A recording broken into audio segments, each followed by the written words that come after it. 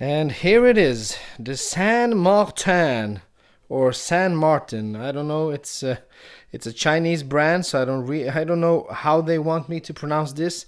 San Martin. I think we'll go with the French pronunciation. It's a cool little box. It's plastic and it's not the expensive kind of plastic, but still it's useful. You can take it with you when traveling. I guess it will protect your watch pretty well. So it's a neat little watch. Better than the Pagani and better than the Parnes boxes. Anyway, we have 4 thingies that open it up. And here we have it. And some nice padding on the inside, protecting the watch. The watch is in here. Just gonna put that away for a second and check the extras in here. We have the San Martin user manual, the basic stuff here, how to set your watch, how to wind it, what not to do, warranty conditions. Nice. A little tag, San Martin, aliexpress.com, logo there. And I've seen that the version 3 of this watch actually has this logo on the dial instead of the San Martin text. And extra bracelet piece. And here we have the warranty card. This is actually quite nice looking. Matte black, shiny black logo. San Martin will, within 2 years from date of purchase, repair the watch free of charge if such watch proves to be defective in material or workmanship under normal use. San Martin stamp, good looking warranty card. Let's put that away. And here it is, the San Martin version 2. I'm going to continue calling it the San Martin with a French accent because I want to. It's as simple as that. Because I want to. This is a nice looking watch, and of course it is. It's a Submariner homage. I'm gonna go over through a few specifics here at the beginning, and then I'm gonna talk about some positives and negatives about the watch. So let's get to it. This is actually the model SN017-G. I'm going to take that again because I fumbled it. SN017-G, also known as the version 2 San Martin. There's actually a version 3 out, and I've seen it, and the logo on the top of the dial there is actually exchanged for the new logo that we see here with the little octagonal thingy there, San Martin. I prefer the logo on this one because it looks more clean. This new logo looks a little bit too funky for me with the N all crooked, and yeah, I don't really like that. This is the perfect logo on the version 2, so I would actually choose the version 2 in front of the new version. Movement inside here, Seiko NH35, which means precision of plus minus 15 seconds a day. The case is 316 stainless steel, as well as the bracelet and clasp. We have a diameter of 40.5 millimeters. We have a lug width of 20 millimeters, with a bracelet tapering from 20 down to 16 and up to 19 at the clasp. We have a lug to lug of 48 millimeters, sapphire glass, cyclops at 3 o'clock, ceramic bezel with the Loom pip at 12 o'clock, a matte black dial, and it's actually available in a bunch of colors. We have the matte black, sunburst green, and a blue loomed one with the wave. I'm going to show you those on the web page here. We have BGW9 Loom on this watch, Super Luminova, and stay tuned for the Loom shot. It usually shows up in the end of the video. Water resistance 200 meters. Unsigned crown. Let's listen to the bezel action here.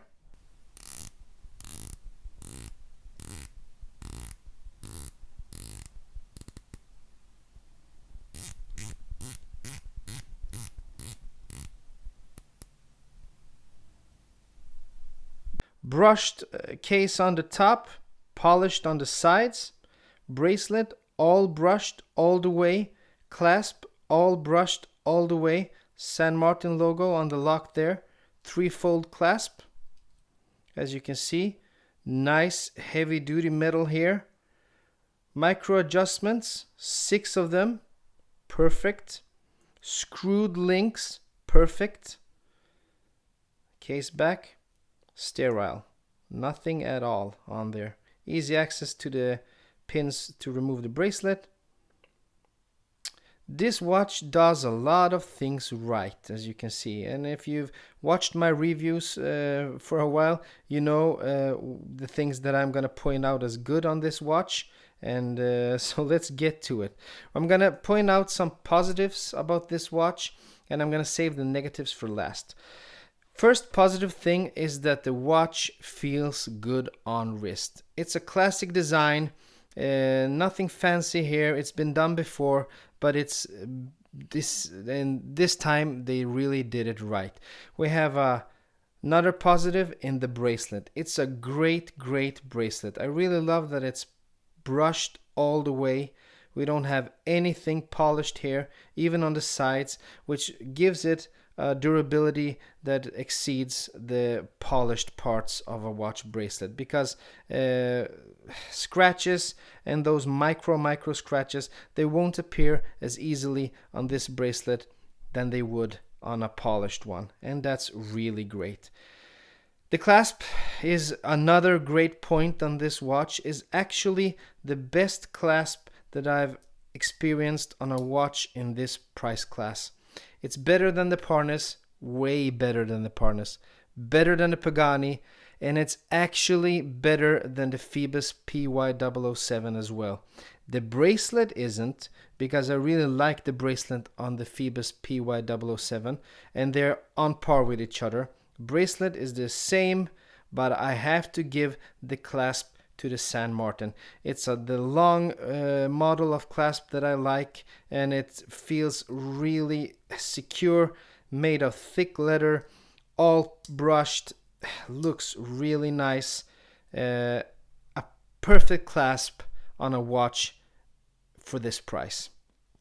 It's not as good as the clasp on Davosa and on the Ginault watch, but those are watches costing more than twice as much, and actually it is on par with the Steinhardt. I would actually think, and I would actually say that this clasp is on par with the Steinhardt watches. Yeah, I would say that. I would go as far as saying that. And another positive thing is the bezel. They really hit a home run with this bezel. Except for ceramic bezels being really fingerprint magnets, but that's a problem that all ceramic bezels have. If you have an aluminum bezel, like on my Tudor Black Bay GMT, you won't get as much fingerprints as these babies do. But that's a sign, a trait on all ceramic bezels and not just on this one. So I'm not gonna say anything about this one specifically, just that the ceramic bezel are prone to attract more fingerprints. But this is a perfect bezel, perfect alignment. We have perfect action. It clicks loud and clear. You can feel and hear every click. We have no backplay at all between the clicks. Locks in place on every hour marker, and it's really a home run. Better than Parnis, better than Pagani, on par with the Phoebus PY007, and great bezel action all around. I really like this bezel and the bezel insert. And it's not easy to impress me with bezels, because I'm a OCD type of person when it comes to misalignments and stuff, and I really, if I see a little misalignment, I'm gonna notice it, and that's why I'm so glad that this watch is perfectly aligned every step of the way. Applied hour markers, looking great, and one more positive: screwed links on the bracelet. I can't talk enough about how much I like screwed links on a bracelet. I know that the Pagani had screwed links as well, but those were actually quite cheap. And did I say Pagani or did I say Parnis? Parnis had screwed links. and they were really cheap. I don't know if the Pagani had screwed links. Maybe they had, but maybe it had push pins. The Phoebus PY007, one of the letdowns on that watch is actually that it has push pins, and I would really prefer screwed links on that watch. So this watch is actually one-upping Phoebus with the screws. Now let's talk about the bad things. The Cyclops is one of them. I actually don't like this Cyclops that much. First of all, it looks a little too small. It's almost like it's too small. It isn't wide enough. As you can see, it can barely contain the number or the white back plate on the horizontal size, left to right. Up and down is fine. It's actually a nice size up and down, but I don't know, it feels a little too small on the horizontal, if you know what I mean. I'm having a hard time expressing it here in English, but I know what I mean, and I'm really hoping that you can read my mind through this video and know what I mean about the Cyclops. And also, it feels a little misaligned. It feels like they put it a little too high up, because the lower portion, if you look at straight on it, the lower portion is almost flush with the white backdrop, but you have a couple of millimeters up there. It feels misaligned is what I'm trying to say. And I don't know about the AR coding because I get a lot of glare when I'm trying to see the date when I'm outside. But yeah, it's a $200 watch. What can you expect? I'm just comparing it to Parnis and the other watches, and better than Parnis, better than Pagani. Actually, on par with the Pagani. I don't think it's much better than the Pagani, but it's worse than Phoebus doesn't have a Cyclops, but it's worse than, or does it? I've tried so many homage watches now, I can't even remember. But yeah, I don't really like the Cyclops there. Too bad. And then we have another gripe of mine, and that is that the edges on this watch are just a little too sharp. I've never experienced this on a watch before, and I don't feel it when wearing it. But when you're fiddling around with the watch and when you touch it, the bezels, the edges, feel really, really sharp. I don't know what they've done here. Maybe they've polished it a little too hard, but they feel like, they hurt when you pinch them inside your skin. It's really sharp, and I don't know why, but as long as you don't feel it, but maybe someone feels it. We don't have the same wrists. Maybe someone is experiencing that these edges here dig into the skin a little. I don't know. I'm just saying it as a negative because I haven't experienced it on another watch, and it feels a little discomforting. They shouldn't be so sharp, but they are. Overall, it's a great watch. As usual with these homage watches, you have to consider what you're paying for.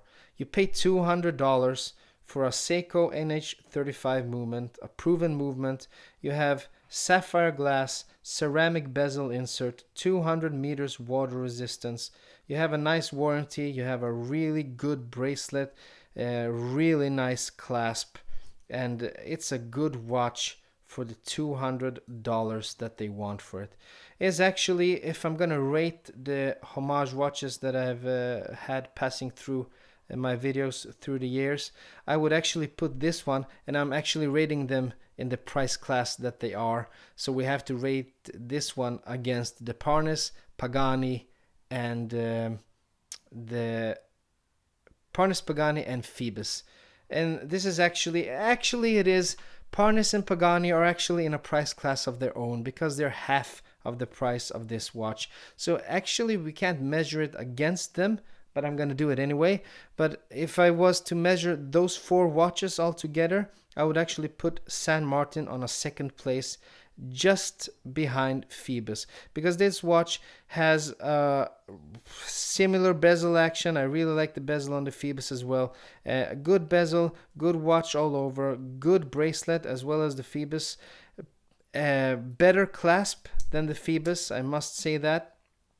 And worse Cyclops, but there's something about the Phoebus brand that I like more than the San Martin, because Phoebus is a watch company that, sure, they started out doing a homage watch with the PY007, but they went beyond that, and now they're doing a lot of cool own new designs and going their own way, doing something new. San Martin, Parnis, and Pagani are just Chinese watch companies just producing homage watches, nothing more. They're pumping out homage watches, no original design, nothing like that, and that's why I actually put the first place to Phoebus and then the second place to San Martin. Not necessarily because the Phoebus is all over a better watch, because they're really, really neck and neck, is that the saying? Neck and neck? They're really close in the quality section, but I just like the Phoebus brand a little bit more, and that actually matters to me. So I would give the Phoebus the first place, San Martin the second place, Pagani third, and Parnis fourth. And if we would consider Davosa, Steinhardt, and Junot in the mix, those are superior watches. Actually, they are, but as they should be, because you're paying more than twice the money for them. And maybe they're not twice as good. I could honestly say that they're not, objectively speaking. But anyway, San Martin version 2. Great watch with a lot of great things going for it. A little, we have some negative aspects of the watch, but as do all watches. There's nothing out of the ordinary with a watch having some kind of negative aspects. And let's take a look at the Loom on the San Martin. So let's go down to the basement and take a look at the Loom. The Loom shot on the San Martin version 2. As you can see, this is some impressive Loom for a $200 watch. Much better than Parnis and Pagani design combined. On par with the Phoebus 007, and Phoebus are really known for having great Loom on their watches. This is terrific Loom, and here it is with my wrist extended all I can reach from the camera, and as you can see, it's perfectly legible. You can see the time even from here in the total pitch darkness of dark. I really like the little detail that the Loom pip at the 12 o'clock is loomed. And you can see that second hand ticking away there. It's a really nicely loomed watch. I'm really happy with this Loom. And that's it for the Loom shot. Now back to the video. And that's the video for today. I'm going to put the watch down right there. And as usual, I'm going to ask you, if you liked the video, please consider giving me a thumbs up. And if you liked it really much, please consider subscribing to the channel. That'll help me out a lot. And if you didn't like it, feel free to give me a thumbs down, and please write me a comment about what you didn't like, and I'll be sure to change that until the next video. And until the next video, I hope to see you again. Bye bye.